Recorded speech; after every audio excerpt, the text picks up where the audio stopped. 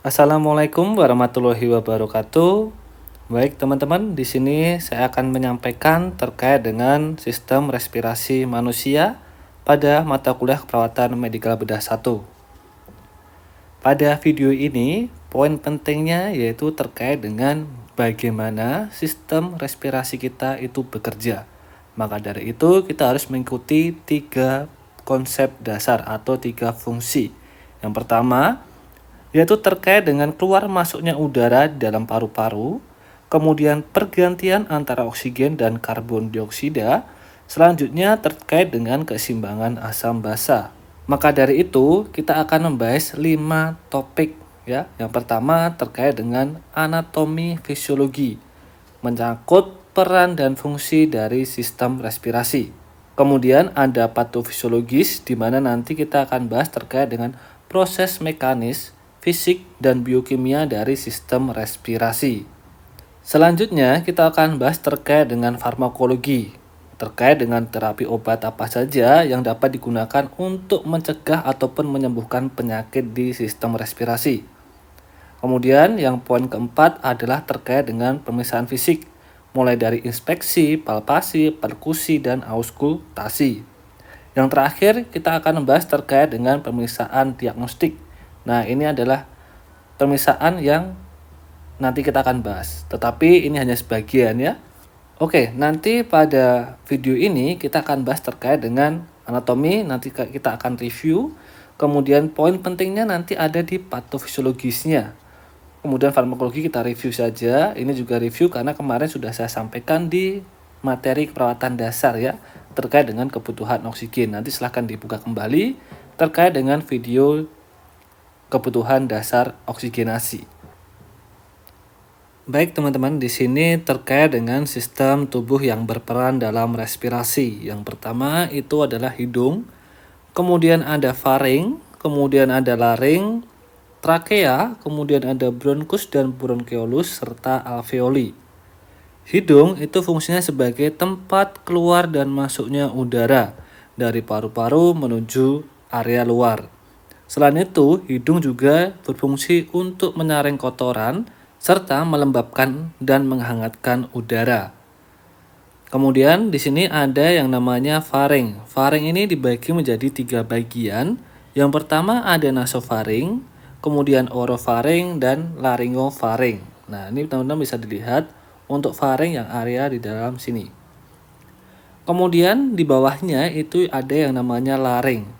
Laring fungsinya untuk mempertahankan kepatenan jalan nafas dan melindungi jalan nafas dari air ataupun makanan yang masuk. Nah, di sini adalah bagian yang namanya laring. Kemudian di bawahnya ada yang namanya trakea.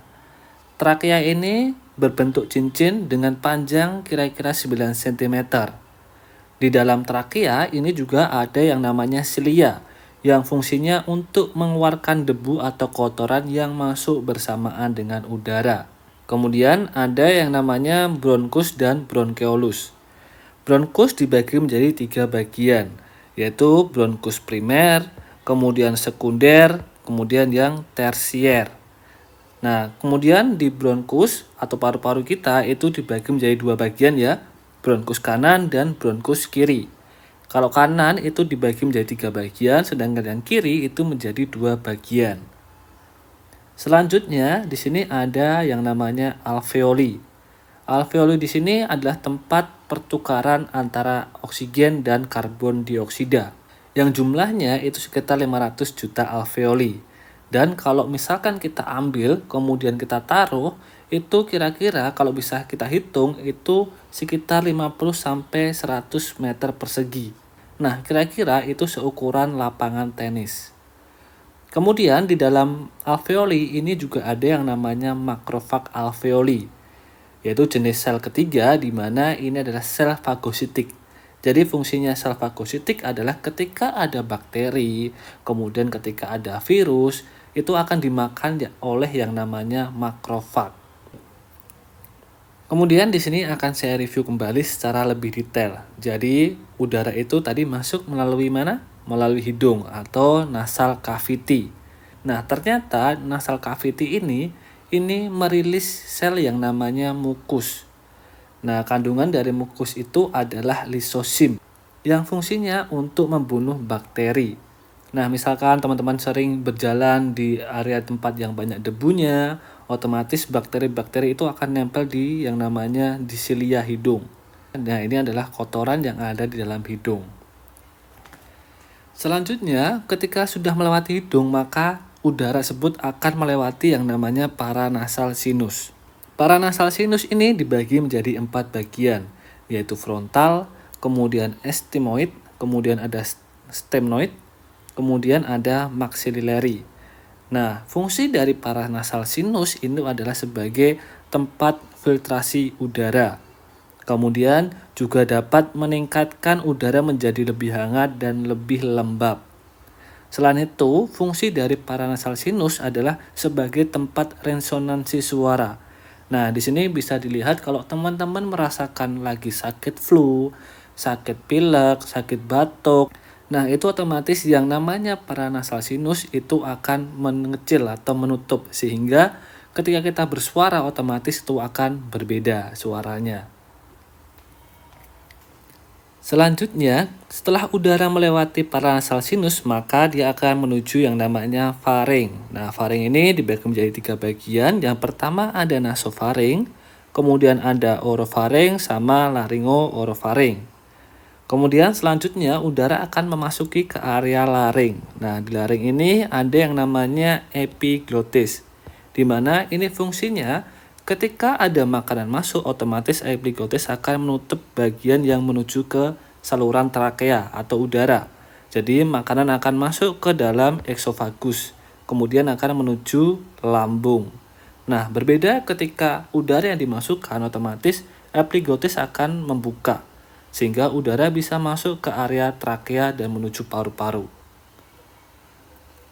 Selanjutnya, ketika udara sudah melewati trakea, maka dia akan menuju yang namanya bronkus. Tadi bronkus dibagi menjadi 3 bagian ya. Ada bronkus primer, sekunder, sama tersier. Nah, bronkus itu dibagi menjadi 2 bagian, yaitu kanan dan kiri. Karena paru-paru kita ada 2, kanan dan kiri, begitu ya. Nah, kalau kanan itu dibagi menjadi 3 bagian atau 3 bagian lobus, yaitu lobus bagian atas, kemudian tengah, serta bawah. Berbeda dengan paru-paru yang ada di sebelah kiri. Ini dibagi menjadi 2 bagian saja, bagian atas dan bagian bawah. Kemudian tengah-tengah di antara bronkus itu dinamakan dengan carina. Kemudian tadi kan udara sudah melewati area bronkus. Nah, ini juga saya akan bahas sedikit terkait dengan nervus atau saraf yang mengatur pernafasan kita. Pernafasan kita itu ternyata diatur oleh saraf simpatik dan parasimpatik. Nah, ini adalah daerah yang namanya bronkus. Ini bronkusnya ya. Jadi, ketika saraf simpatik itu ternyata membuat bronkus kita itu mengalami dilatasi atau melebar. Namanya dilatasi ya. Sedangkan apabila nervus parasimpatiknya aktif, maka dia disebut dengan vasokonstriksi. Nah, di sini ada vasokonstriksi. Nah, terkait dengan saraf simpatis, ternyata dia itu melalui B2 adrogenic receptor, di mana dia akan meningkatkan diameter dari bronkus. Selanjutnya, yang terkait dengan parasimpatik, dia ternyata merilis atau mengistirahatkan dari bronkus, di mana makanya dia akan langsung mengalami vasokonstriksi atau mengecil. Kemudian masih juga terkait dengan bronkus. Nah, bronkus ini ternyata teman-teman di sini ada yang namanya silia. Jadi di bronkus tetap ada silia. Nah, silia itu fungsinya sebagai tadi apa? Untuk menangkap bakteri, untuk menangkap virus ataupun benda asing yang masuk ke dalam bronkus melalui udara. Jadi kan nggak mungkin kalau misalkan tadi kan silia ada di hidung, kita ambilnya pakai tangan kan mudah kotorannya. Tetapi bagaimana ketika kotoran itu berada di dalam bronkus? Kan nggak mungkin kita tarik atau nggak mungkin kita pakai tangan masuk ke dalam area bronkus. Nah, ternyata di silia di sini dia akan fungsinya itu sebagai eskalator. Jadi akan menaikkan kotoran, baik itu virus ataupun bakteri, dia akan naik ke area atas atau saluran nafas atas. Sehingga respon dari tubuh kita itu biasanya batuk, bersin. Nah, itu adalah fungsi dari cilia columnar cell. Kemudian berbeda dengan yang namanya bronchial artery atau yang bagian bronkus yang paling kecil. Nah, di sini ada yang namanya Klebsiella. Klebsiella ini dia bisa mengeliminasi ataupun melindungi dari virus ataupun bakteri. Kemudian, Klebsiella ini juga dapat melakukan regenerasi ataupun mengganti columnar cell yang sudah rusak. Nah, itu berada di bronchioles. Kemudian di sini ada yang namanya alveoli. Alveoli sudah saya sampaikan bahwa jumlahnya itu sekitar 500 juta alveoli. Nah, ini adalah gambaran dari bentuk dari alveoli. Kemudian alveoli sendiri ini dibagi menjadi dua, tipe 1 dan tipe 2. Ini yang tipe 1, kemudian yang di sini adalah tipe 2. Dari tipe 2 ini ternyata dia akan mengeluarkan yang namanya surfaktan. Surfaktan itulah fungsinya untuk menurunkan tension di area alveoli supaya alveolinya itu selalu tetap terbuka ketika ada udara yang keluar atau kita mengeluarkan karbon dioksida, otomatis pengempisan dari alveoli itu selalu masih dalam kondisi tetap terbuka. Kemudian tipe 2 ini juga dapat melakukan regenerasi ataupun mengganti sel yang rusak di daerah alveoli. Kemudian teman-teman bisa lihat gambar yang di bawahnya. Di sini ada yang namanya pulmonary artery atau arteri pulmonal, di mana di situ banyak akan kandungan karbon dioksida. Kemudian dari area tersebut maka dia akan masuk ke dalam alveoli ya, dengan batasan yaitu ada yang namanya basement membran. Kemudian karbon dioksida itu pasti akan dikeluarkan. Kemudian dia akan menggantikan dengan cara memasukkan oksigen ke dalam pembuluh darah.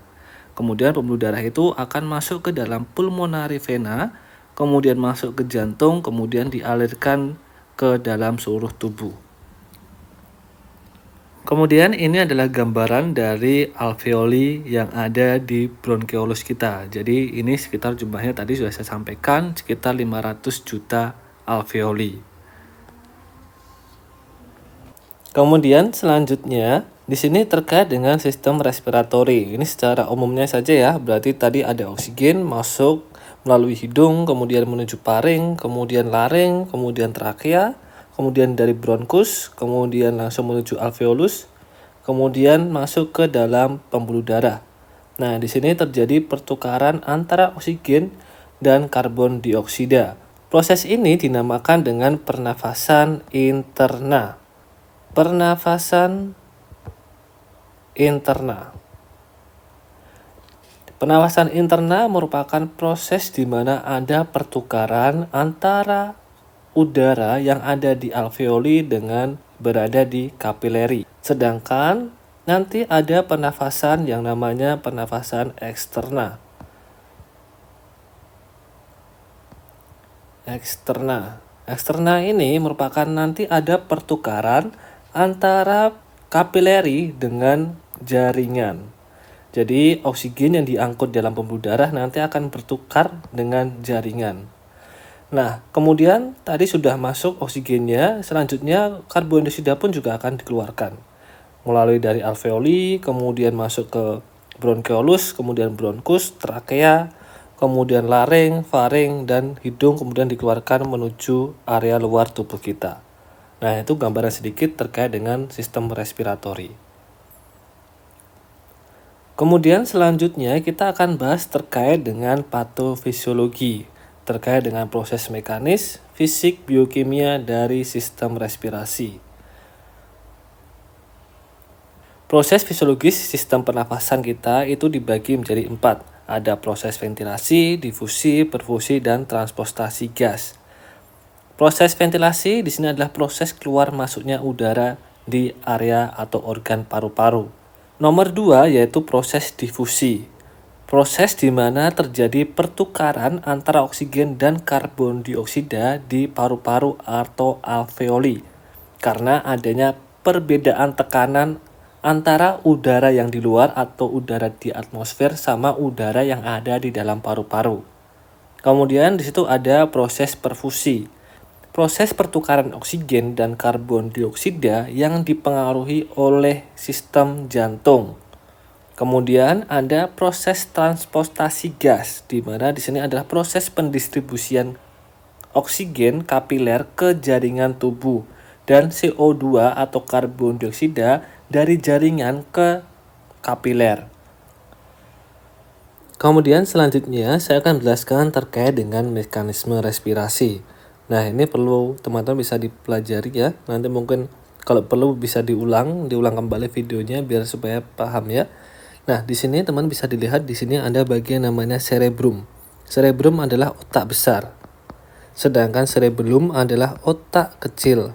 Kemudian di sini ada otak tengah atau midbrain, kemudian ada pons, kemudian juga ada medulla oblongata. Nah, teman-teman pasti sudah paham ya terkait anatomi dari otak ya. Nah, di sini ternyata mekanisme respirasi kita itu dibagi menjadi dua bagian. Satu di bagian pons dan yang dua sisanya itu berada di medulla oblongata. Satu itu disebut dengan poietin respiratory group, di mana di sini ada dibagi menjadi dua mekanisme. Yang pertama ada pneumotaxic center. Jadi di sini adalah pneumotaxic itu sebagai pusat pernafasan. Pneumotaxic ini fungsinya adalah membatasi lama inspirasi, kemudian meningkatkan laju respirasi dan mengatur jumlah udara setiap tarikan nafas. Jadi fungsi pneumotaxic adalah inspirasi. Jadi di sini adalah inspirasi. Sedangkan apneustic center ini adalah bagian yang dimana fungsinya sebagai switch off atau mematikan dari jalur inspirasi pneumotaxic. Jadi di sini adalah mematikan atau kita bisa tuliskan di sini minus ya. Nah, sinyal inspirasi dan sinyal dari apneustic ini akan diberikan kepada yang namanya DRG dan VRG. DRG sama VRG itu apa? Kita bahas dulu VRG. VRG merupakan ventral respiratory group, di mana di sini berisi neuron inspirasi dan ekspirasi di bagian otot interkosta internal dan otot-otot respirasi. Jadi VRG ini atau ventral respiratory group ini nanti akan merangsang yang di bagian otot interkosta internal sama otot respirasi untuk melakukan inspirasi dan ekspirasi atas perintah dari pneumotaxic center dan apneustic center. Karena pneumotaxic center itu hanya dilakukan untuk inspirasi saja, sedangkan ekspirasinya itu dilakukan oleh apneustic dengan cara mematikan dari jalur inspirasi pneumotaxic. Kemudian kita lanjutkan DRG. DRG itu apa? Itu juga sama, berisi neuron inspirasi dan ekspirasi. Utamanya itu memicu di bagian diafragma dan interkosta eksterna.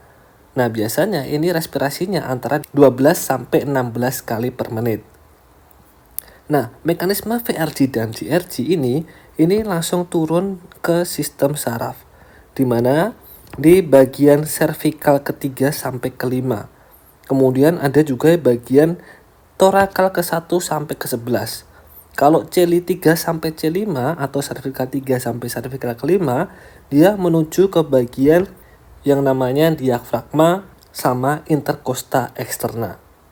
Kemudian di bagian torakal 1 sampai ke-11 ini akan memberikan bagian diafragma dan interkosta eksterna. Nah, sini ya. Nah, kemudian di sini ada yang namanya CCR atau Central Chemoreceptor, di mana nanti fungsinya itu sebagai mengatur PCO2 di dalam arteri sehingga nanti batasnya tetap dalam keadaan yang normal. Kemudian dia juga nanti akan mengatur pH darah dan tubuh sebagai respon terhadap gangguan asam basa. Nah, nanti mekanismenya saya akan bahas di slide berikutnya. Nah, jadi teman-teman bisa dipahami dulu terkait dengan pneumotaxic, apneustic, ventral respiratory group, kemudian dorsal respiratory group sama central chemoreceptor. Nah, itu adalah mekanismenya. Kemudian ini adalah gambar yang sama seperti tadi, mungkin ini lebih jelas ya, karena di sini ada pneumotaxic center, apneustic center, yang letaknya itu di bagian pons. Mekanisme pneumotaksik dan amnistik disebut dengan Poietin respiratory group. Kemudian ada yang di bagian medula oblongata, itu ada DRG sama VRG. Jadi pneumotaksik tadi buat apa? Nah, buat inspirasi. Kemudian amnistik ini adalah memblokade inspirasi dari pneumotaksik yang langsung diberikan ke VRG dan DRG. DRG sama VRG ini mempunyai neuron yang inspirasi dan ekspirasi. Inspirasi dan ekspirasi. Nah, keduanya DRG sama VRG ini diberikan rangsangan dari pneumotaksik dan amnistik center. Nah, dari DRG sama VRG nanti akan berubah. Kalau DRG khususnya dia masuk ke dalam diafragma sama external intercostal muscle. Kemudian di sini ada kalau yang VRG dia masuk ke dalam internal intercostal muscle atau otot intercostal internal sama otot respiratory accessory. Kemudian selanjutnya saya akan menjelaskan terkait dengan CCR atau Central Chemoreceptor tadi. Nah, teman-teman bisa dilihat di sini, CCR di sini fungsinya adalah untuk mempertahankan PCO2, asam basa, ya kan? Nah, teman-teman bisa dilihat yang pertama di sini. Ini ada PCO2-nya terlalu tinggi ternyata, teman-teman. Kemudian oksigennya terlalu rendah. Kemudian ini ada di dalam pembuluh darah. CO2 yang ada di pembuluh darah ini akan masuk ke dalam cairan cerebrospinal atau cairan otak kita. Kemudian karena terlalu banyaknya CO2, dia akan bergabung dengan air atau H2O sehingga membentuk asam biokarbonat. Kemudian dia dipecah lagi sehingga membentuk biokarbonat dan hidrogel. Karena tadi banyak CO2-nya, maka otomatis hidrogelnya itu juga banyak, teman-teman. Ketika hidrogelnya banyak, otomatis CCR ini akan menginformasikan CCR yang berada di bagian medula oblongata untuk memberitahu pneumotaksik center bahwa ternyata di sini di cairan cerebrospinal banyak nih karbon dioksidanya. Maka dari itu, pneumotaksik center akan memberikan rangsangan kepada DRG, kemudian sama VRG untuk melakukan inspirasi sebanyak-banyaknya. Karena di sini kita tahu bahwa di sini ada banyak kandungan CO2, sehingga perlu banyak membutuhkan oksigen. Maka dia akan beritahu bahwa RR-nya atau respirasinya harus ditingkatkan. Kemudian di sini sebaliknya, ketika PCO2-nya terlalu rendah, otomatis oksigennya terlalu tinggi. Jadi karbon dioksidanya tadi akan bereaksi dengan H2O atau air, sehingga H2CO3-nya atau asam karbonatnya ini terlalu rendah. Ketika terlalu rendah, otomatis hidrogelnya pun juga rendah. Maka dari itu, CCR yang ada di bagian cerebrospinal itu akan memberitahu CCR yang berada di medula oblongata akan memberitahu pneumotaksik center bahwa ternyata di sini di cairan cerebrospinal terlalu sedikit hidrogelnya. Maka pneumotaksik center itu akan merangsang DRG. Nah, DRG nanti akan merangsang VGR sehingga nanti dia akan ada mekanisme RR-nya itu atau respirasinya akan turun. Karena tadi sudah banyak kaya akan oksigen, maka respirasinya pun akan diturunkan. Sehingga O2-nya itu banyak dikeluarkan dan PCO2-nya itu dipertahankan dengan cara respirasinya itu diturunkan. Selanjutnya, di sini saya akan menjelaskan terkait dengan tekanan pada sistem respirasi. Tetapi sebelum ini saya jelaskan, saya ingatkan dulu kepada teman-teman, tolong dipahami terlebih dahulu materi yang saya sampaikan sebelumnya atau slide sebelumnya terkait dengan sistem respirasi tadi. Karena apa? Supaya nanti teman-teman tidak bingung ketika saya jelaskan terkait dengan tekanan pada sistem respirasi. Jadi sekarang kita lanjutkan terkait dengan tekanan pada sistem respirasi. Terkait dengan gambar yang akan saya sampaikan. Jadi yang nomor 1 di sini ada yang namanya visceral pleura. Jadi di dalam paru-paru kita atau paru-paru kita itu ada beberapa bagian atau lapisan. Lapisan paling dalam itu disebut dengan visceral pleura. Kemudian di tengah-tengahnya ada rongga pleura atau pleura cavity. Kemudian di sampingnya atau bagian luarnya itu disebut dengan lapisan parietal pleura. Selanjutnya saya ingin jelaskan juga bahwa rongga pleura atau cairan yang berada di dalam pleura itu langsung disuplai oleh sistem limfatik melalui saluran ya. Jadi salurannya ini banyak ya. Jadi ini saya gambar perwakilan saja dan ini banyak sebetulnya. Kemudian saya ingin jelaskan di mana karena kita membahas terkait dengan tekanan pada sistem respirasi, maka kita harus paham dulu terkait dengan prinsip dari difusi. Prinsip difusi adalah perpindahan zat atau partikel dari bagian yang konsentrasi tinggi menuju konsentrasi yang rendah. Jadi sini akan jelaskan, kita memiliki poin yang namanya A, B, dan C. A itu adalah intrapulmonari atau tekanan yang ada di dalam pulmonal atau paru-paru atau dalam alveoli.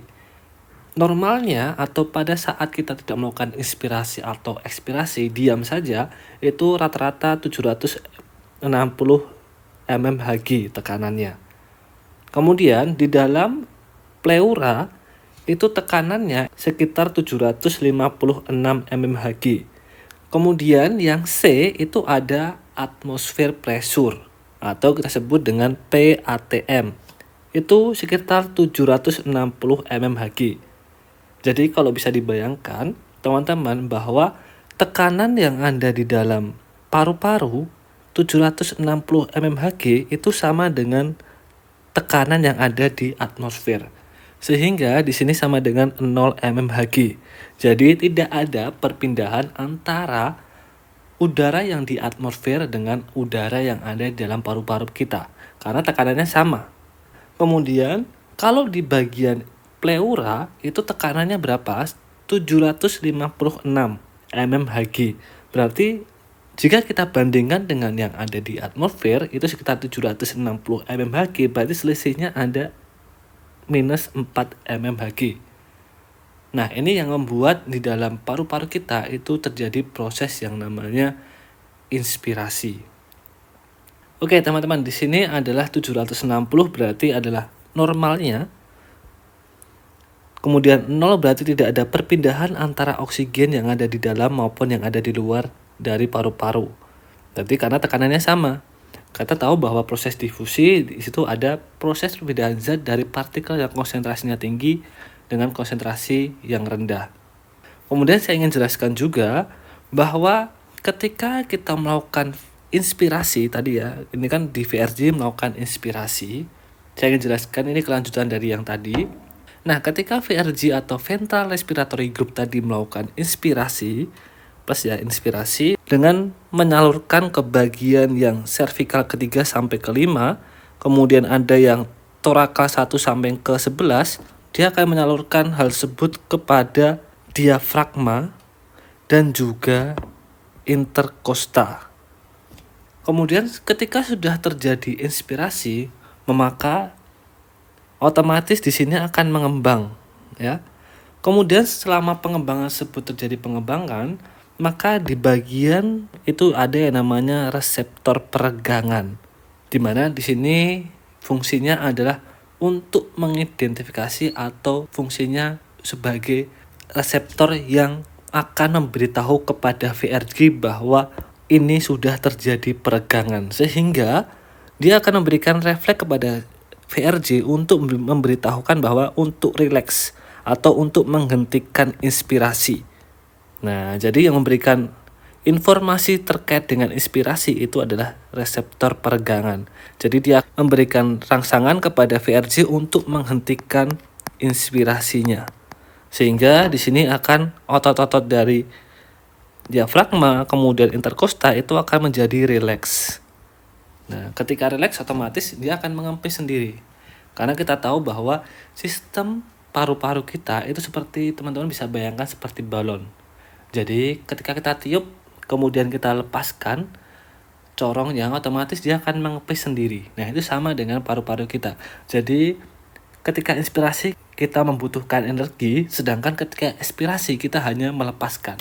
Jadi hanya rileks saja, kemudian nanti paru-paru tersebut akan mengeluarkan secara sendiri. Jadi kalau bisa bayangkan seperti teman-teman menarik karet. Jadi kalau teman-teman menarik karet, diregangkan, kemudian dilepaskan, dia akan kembali ke bentuk semula. Nah, itu seperti dengan paru-paru. Jadi kita membutuhkan energi ketika saat inspirasi saja. Ketika inspirasi tinggal dilepaskan saja, inspirasinya nanti akan melakukan peregangan sendiri atau melakukan ekspirasi sendiri. Kemudian selanjutnya saya akan menjelaskan terkait tekanan udara ketika inspirasi dan ketika ekspirasi. Jadi teman-teman bisa dilihat dulu, di sini yang warnanya biru sini adalah tekanan yang normal. Tadi ya, bahwa tekanan pulmonal atau tekanan yang ada dalam paru-paru atau alveoli normalnya adalah 760 ketika tidak melakukan inspirasi dan ekspirasi. Sehingga di sini ada perbedaannya dengan yang ada di atmosfer itu 0 mmHg. Ini normal. Kemudian tekanan di pleura itu adalah minus 4 mmHg. Tetapi berbeda ketika kita melakukan inspirasi. Kita tahu bahwa tekanan udara dengan prinsip difusi bahwa udara konsentrasi tinggi itu akan mengalir ke konsentrasi yang lebih rendah. Ketika proses inspirasi otomatis harus terjadi perubahan di pulmonal atau di alveolinya. Jadi, di sini pasti ada perubahan misalkan minus 1 atau tekanannya 759 mmHg. Kemudian, kalau kita bandingkan dengan atmosfer, itu minus 1 mmHg, sehingga udara bisa masuk ke dalam paru-paru. Karena kita tahu bahwa udara tinggi atau konsentrasi tinggi itu akan menuju ke konsentrasi yang rendah. Ketika sudah masuk, otomatis dia akan nyampe ke 760 mmHg yang sama dengan konsentrasi yang ada di atmosfer, sehingga tekanan pulmonalnya menjadi 0 mmHg lagi. Jadi pada proses inspirasi, tekanan yang ada dalam paru-paru kita itu menurun, sehingga udara yang ada di atmosfer itu bisa masuk ke dalam rongga paru-paru. Kemudian, kalau misalkan kita melakukan inspirasi yang dalam atau kita misalkan menarik nafas dalam, itu otomatis ada tekanannya, misalkan itu 758. Otomatis perbedaan udaranya itu sekitar 2 mmHg. Sehingga otomatis udara akan lebih cepat masuk ke dalam paru-paru sampai batasan 760 mmHg, sehingga tidak terjadi perpindahan udara yang di atmosfer dengan udara yang ada di dalam paru-paru. Sedangkan ketika proses ekspirasi, tekanan yang ada dalam paru-paru kita itu cenderung lebih tinggi dibandingkan dengan tekanan yang ada di atmosfer. Nah, di sini bisa teman-teman lihat ini yang normalnya tadi sama. Kemudian ketika kita ekspirasi, tekanan yang ada di dalam pulmonal kita atau alveoli kita itu 760 mmHg. Sehingga berbeda 1 mmHg. Sehingga udara bisa keluar menuju ke atmosfer. Karena prinsip tadi udara konsentrasi tinggi menuju ke konsentrasi yang rendah. Nah, jadi akan berpindah menuju atmosfer. Nah, itu sampai dengan batasan sampai 760, sehingga tidak terjadi lagi perpindahan atau pengeluaran udara yang ada di dalam paru-paru menuju atmosfer, sehingga tekanannya 0 mmHg. Kemudian ketika kita melakukan ekspirasi atau pengeluaran udara maksimal dengan cara menghembuskan nafas secara maksimal, itu misalkan perbedaannya 762 mmHg. Berarti ada selisih 2 mmHg ya. Sehingga udara yang disalurkan itu lebih cepat menuju area luar atau atmosfer. Nah, itu tekanannya. Nah, di sini bisa dipahami ya, teman-teman, bahwa tekanan inspirasi dan ekspirasi itu bisa berubah. Dan prinsipnya itulah prinsip difusi, yaitu udara tinggi atau konsentrasi tinggi itu akan mengalir ke konsentrasi yang lebih rendah. Kemudian selanjutnya, apakah harus 761 atau harus selisihnya 1 atau 2? Enggak, teman-teman. Jadi di sini teman-teman bisa dilihat pada prinsip difusi tadi saya jelaskan bahwa ada tekanan tinggi akan menuju ke tekanan yang rendah. Jadi di paru-paru kita itu masing-masing berbeda-beda. Contoh di sini adalah 760. Berarti di sini tidak ada perpindahan. Ya, tidak ada perpindahan antara udara dari paru-paru dengan oksigen yang ada di luar. Kemudian kalau misalkan 754 berarti di sini tekanannya lebih rendah dibandingkan yang ada di atmosfer, sehingga udara bisa masuk. Ya, di sini ada 6 mmHg. Kemudian di sini ada tekanan 730. Berarti kalau kita bandingkan tekanan yang ada di atmosfer itu 760, berarti selisihnya 30 mmHg. Berarti di sini ada udara yang ada di luar atmosfer itu bisa menekan masuk ke dalam paru-paru, sehingga atau alveoli yang ada di sini yang tekanannya lebih tinggi dibandingkan dengan yang di sini. Jadi masing-masing alveoli itu beda-beda tekanannya. Karena tadi jumlahnya 500 juta, otomatis ya beda-beda.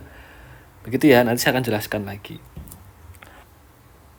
Selanjutnya, di sini saya akan menjelaskan terkait dengan ventilasi dan perfusi. Nah, teman-teman sebelum saya jelaskan ini, mohon dipahami dulu terkait dengan tekanan respirasi tadi, supaya nanti tidak bingung, begitu ya. Oke, kemudian saya lanjutkan terkait dengan ventilasi dan perfusi. Ventilasi sekitar 4.200 ml per menit, sedangkan perfusi itu sekitar 5.000 ml per menit. Saya ingin jelaskan dulu terkait dengan perfusi. Perfusi ini sangat dipengaruhi oleh curah jantung atau cardiac output. Jadi ini adalah tekanan darah, tekanan yang dihasilkan oleh tekanan darah, begitu ya. Nah, ini adalah perfusi yang normal saja. Nah, kita akan lihat nanti ada 4 gambar, tapi di sini saya akan sampaikan dulu 2 gambar. Nah, ini gambar nomor 1 dan ini adalah gambar nomor 2 dengan normal perfusi atau normal tekanan darah. Oke, di sini teman-teman bisa lihat bahwa di sini ada tekanan oksigennya yang tinggi. Tekanan oksigen yang tinggi kemudian disebut akan masuk ke dalam alveoli. Nah, itu akan menyebabkan tekanan oksigen di dalam alveoli itu semakin tinggi. Kemudian tekanan PCO2 itu rendah.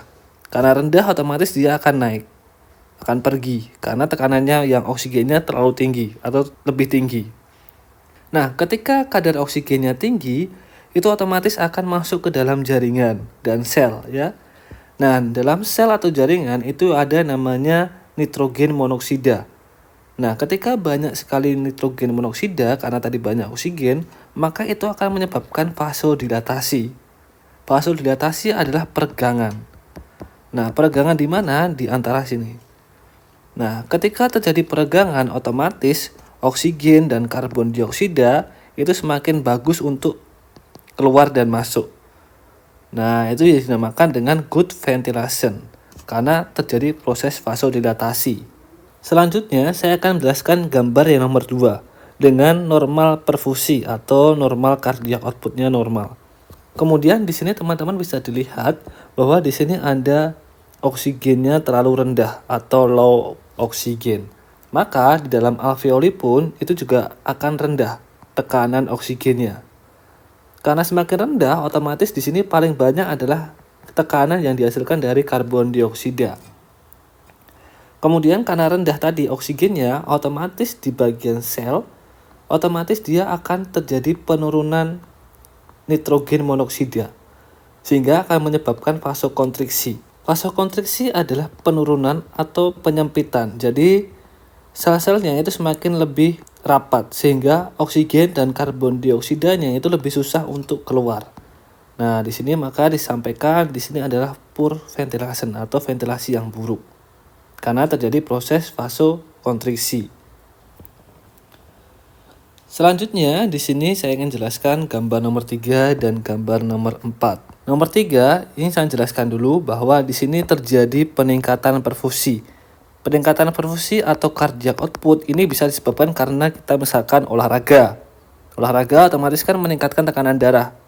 Kemudian juga dapat meningkatkan perfusi. Nah, ketika terjadi peningkatan perfusi, otomatis kebutuhan oksigennya itu semakin lebih tinggi. Maka oksigennya akan terjadi peningkatan tekanan oksigen di sini, di alveoli. Nah, karena terjadi peningkatan oksigen, otomatis PCO2 atau karbon dioksida itu akan keluar. Nah, karbon dioksida tersebut selain keluar, dia juga dapat merangsang yang namanya di bagian bronkus. Nah, di bronkus di sini akan mengalami vasodilatasi atau pelebaran. Jadi bronkusnya semakin lebar sehingga udara, oksigen dan karbon dioksida itu semakin lebih leluasa untuk keluar dan masuk ke bagian alveoli. Tetapi apabila misalkan perfusinya atau selnya di dalam pembuluh darah kita itu mengalami trombosis atau terjadi kebuntuan, ya, sehingga aliran darahnya kurang bagus nih. Tadi kita alirannya bagus karena olahraga, tetapi di sini ada kasus lain, misalkan ada emboli, kemudian mengakibatkan misalkan darahnya itu tersumbat. Nah, otomatis akan terjadi penurunan perfusi. Nah, ketika terjadi penurunan perfusi, otomatis oksigennya pun juga nggak akan tinggi, akan rendah. Kemudian PCO2 pun juga akan rendah. Karena rendahnya kedua oksigen dan karbon dioksida, maka di sini akan terjadi vasokonstriksi. Vasokonstriksi, ya. Jadi PCO2 atau karbon dioksida akan merangsang yang dinamakan bronkus. Udara yang seharusnya dimasukkan di sini, dia akan dilanjutkan ke alveolus yang lain. Jadi di sini istilahnya akan ditutup. Nah, di sini alveolinya akan ditutup sehingga udara akan disalurkan ke tempat yang lain. Kita tahu bahwa alveoli itu jumlahnya 500 juta. Nah, jadi kalau misalkan ada emboli atau sumbatan di salah satu alveoli, maka udaranya pun akan disalurkan ke alveoli yang lain dengan cara menutup area bronkus. Nah, kemudian saya ingin jelaskan terkait dengan proses sistem respirasi. Nah, silahkan teman-teman juga dipahami materi yang sebelumnya ya, slide sebelumnya, biar nanti supaya saya jelaskan ini teman-teman tidak bingung. Oke, terkait dengan proses sistem respirasi ada dua proses pernafasan, yaitu pernafasan eksternal, yaitu pertukaran oksigen dari luar dan karbon dioksida di alveoli. Jadi yang di sini disebut dengan eksternal. Kemudian pernafasan internal adalah pertukaran oksigen dan karbon dioksida di dalam sel. Nah, ini yang internal. Nah, kelihatannya saya tadi menyampaikan yang di awal-awal tadi kelihatannya keliru. Nanti silahkan dikonfirmasi lagi bahwa yang betul yang ini ya. Oke, jadi saya ingin jelaskan prosesnya bahwa di sini kalau kita lihat berarti di sini vena pulmonal di sini banyak kaya akan oksigen, kemudian aorta, kemudian arteri. Nah, ini juga akan kaya oksigen. Jadi prinsipnya dari paru-paru, kemudian masuk ke vena pulmonal, kemudian dia masuk ke dalam atrium kiri ya. Kemudian dia akan masuk ke ventrikel kanan, kemudian dia masuk ke aorta, kemudian dia disalurkan ke dalam seluruh tubuh. Kemudian dari seluruh tubuh dia akan masuk ke vena, kemudian masuk ke vena cava superior ya. Kemudian masuk ke dalam atrium kanan, kemudian dia masuk ke ventrikel kanan, kemudian dia masuk arteri pulmonal, kemudian menuju ke paru-paru. Nah, itu adalah proses respirasi atau proses sirkulasi darah. Nah, saya ingin jelaskan satu-satu. Baik, di sini saya ingin jelaskan terkait dengan yang namanya pernafasan internal. Pernafasan internal adalah pernafasan yaitu yang terjadi pertukaran antara kapiler dengan jaringan. Nah, teman-teman bisa dilihat di sini ada pertukaran yang dari aorta menuju jaringan. Nah, teman-teman bisa dilihat di sini. Ini yang dinamakan sel darah merah kita. Sel darah merah kita itu mengangkut yang namanya hemoglobin yang akan kaya akan oksigen. Nah, di sini juga ada darah ya. Kemudian di sini ada lapisan interstisil, kemudian ini jaringan. Kembali lagi di sini adalah sel darah merah kita yang kaya akan oksigen. Kemudian darah kita yang angkut dari sini itu adalah banyak oksigen. Oksigen tersebut akan masuk ke dalam jaringan melewati interstisil. Nah, masuk ya. Kemudian karbon dioksida itu juga akan masuk ke dalam sel darah merah kita. Nah, di sini terjadi pertukaran antara oksigen dan karbon dioksida. Nah, ini prinsipnya sama. Kemudian yang dari sel pun, yang dari jaringan pun itu juga akan masuk ke bagian plasma atau darah. Ya, jadi ada plasma, kemudian juga ada sel darah merah. Nah, semuanya akan bertukar. Nah, ini pertukaran disebut dengan pernafasan internal.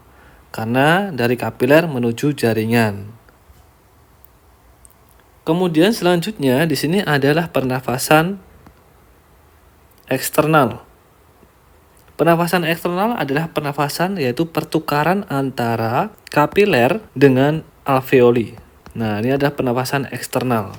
Nah, teman-teman bisa dilihat dari gambarnya, di sini adalah kaya akan karbon dioksida. Jadi, karbon dioksida yang ada di dalam plasma, kemudian karbon dioksida yang ada di dalam sel darah merah kita, itu akan diangkut dan dimasukkan ke dalam alveolus. Nah, ini adalah prosesnya. Nah, dia akan diangkut melalui darah melewati cairan interstisil. Kemudian, sel darah merah juga di sini terjadi pertukaran. Oksigennya yang tadi dari alveoli, dia akan masuk ke plasma dan juga masuk ke dalam sel darah merah kita. Jadi di sini ada pertukaran antara CO2 dan karbon dioksida. Nah, di sini teman-teman bisa dilihat oksigen transportnya itu kalau oksigen di plasma itu sekitar 2% saja.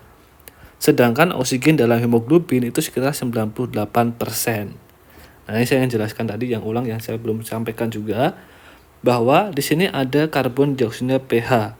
Jadi ketika peningkatan CO2 atau karbon dioksida otomatis itu dapat menyebabkan penurunan pH atau asidosis atau sifatnya asam.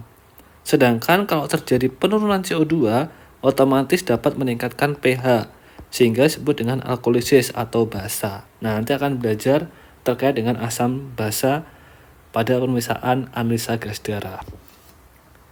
Baik, sebelumnya ini sudah saya sampaikan juga ya terkait ini karena teman-teman sudah saya sampaikan di keperawatan dasar. Nah, ini sama di mana di sini ada tidal volume, kemudian tidal volume adalah volume ketika kita menghirup nafas, kemudian mengeluarkan nafas secara normal.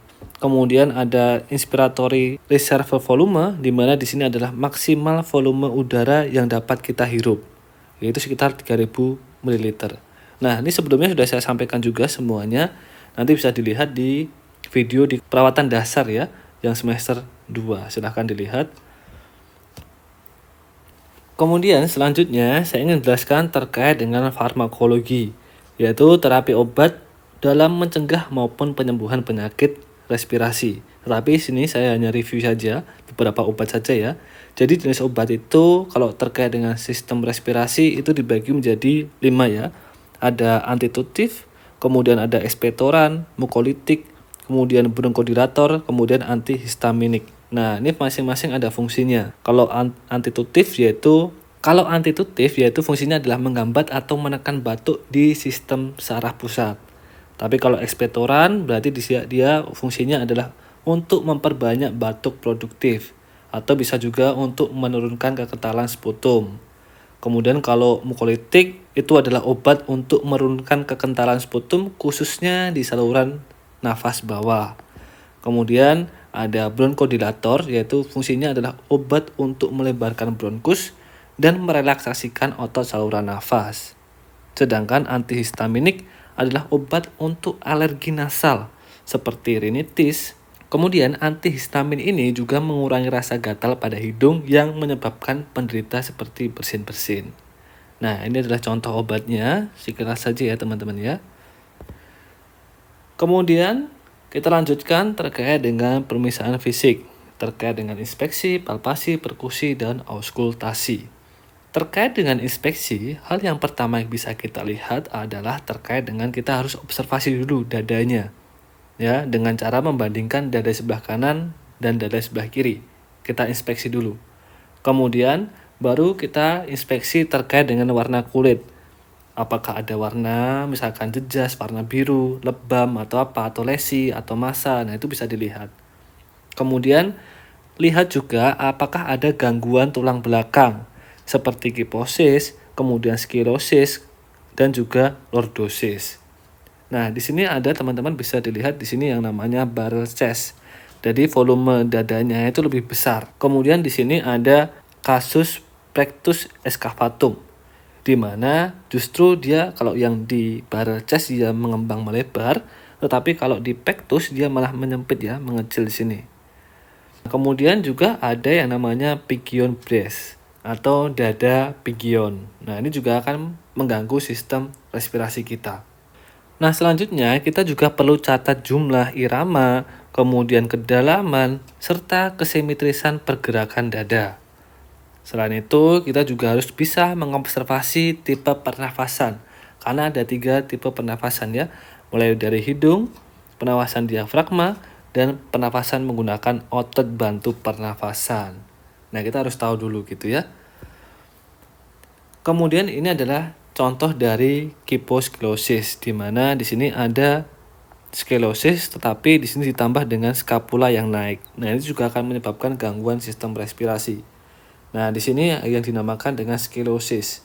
Jadi, otomatis paru-parunya itu terdesak oleh tulang belakangnya, sehingga otomatis di sini pasti volumenya lebih sedikit dibandingkan dengan volume yang ada di sini. Kemudian ada kypnotic pain, di mana terjadi perubahan tulang belakang. Nah, ini sama juga akan menyebabkan gangguan respirasi. Kemudian selanjutnya terkait dengan palpasi. Palpasi kita bisa dibedakan yang di leher dengan yang di dada. Nah, kalau di leher kita harus palpasi terkait dengan kondisi trakeanya. Kadang kalau misalkan ada terjadi pneumotorak, nah otomatis itu bisa menyebabkan tension. Jadi trakeanya itu pasti akan bengkok. Atau misalkan orang dengan kecelakaan. Nah, itu kita harus cek kondisi trakeanya. Normalnya itu harus bisa lurus, tapi di sini bisa bengkok ya, sehingga dapat mengganggu sistem sirkulasi udara.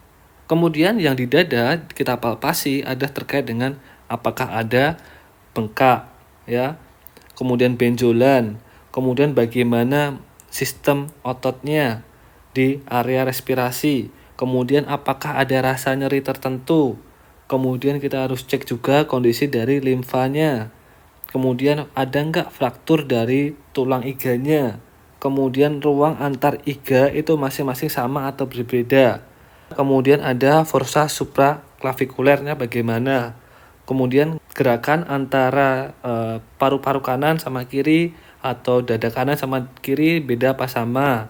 Kemudian ada extrusion dindingnya bagaimana. Kemudian juga taktil fremitus sama vokal fremitusnya dengan mengucapkan 99, apa getarannya itu kanan dengan kiri beda atau sama. Nah, itu dilakukan dengan cara palpasi. Kemudian selanjutnya ini penting sekali saya sampaikan terkait dengan perkusi. Nah, mungkin nanti teman-teman bisa praktekkan ketika di lab ya. Jadi perkusi di sini kalau teman-teman bisa dilihat, di sini ada perkusi yang normal sama yang abnormal. Kalau yang normal itu adalah resonan atau sonor, di mana bunyinya itu adalah bergaung karena dihasilkan pada jaringan paru yang normal. Kemudian redup, bisa juga redup. Nah, tapi redup di sini ada di beberapa bagian saja, misalkan area yang dekat jantung. Karena redup di situ karena ada organ jantungnya.